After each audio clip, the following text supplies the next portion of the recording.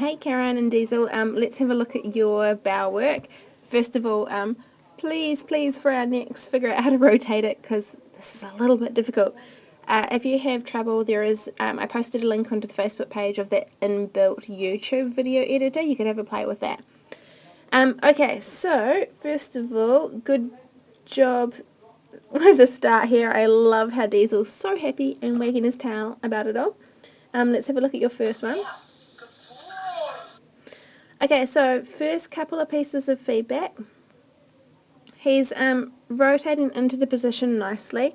So nice elbows hitting the ground, nice head position, and quite a nice back position. His legs are quite far forward. We want to see if we can straighten them up a little bit more. It's just going to get, if we straighten up his back legs a little bit more, it's going to get his back into a bit of a straighter alignment and just help with strength through the rear end. The first piece of feedback specifically for you is where you're rewarding. I think you're rewarding a little bit high. If we have a look at it again. Good. So see how you're actually feeding up above his feet. We want to feed specifically on the ground in between Diesel's feet.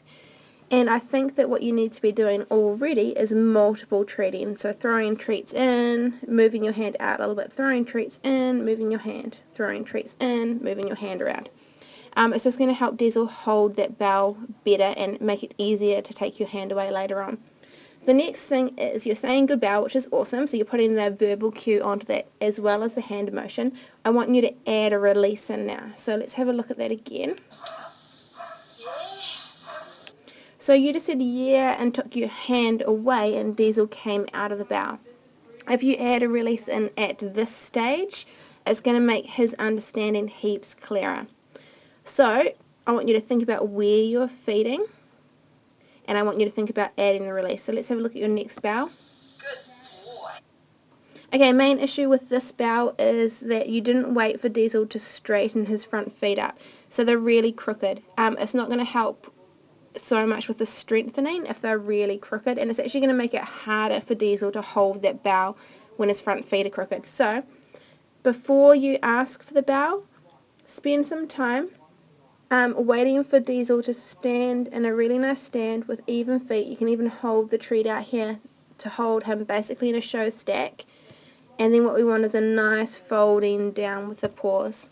Better for them, and it's going to help build more muscle control. So if we look at that again.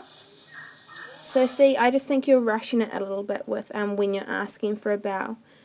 So Diesel was still moving feet around when you're asking for that first bow, and it's resulted in, again, a really crooked bow.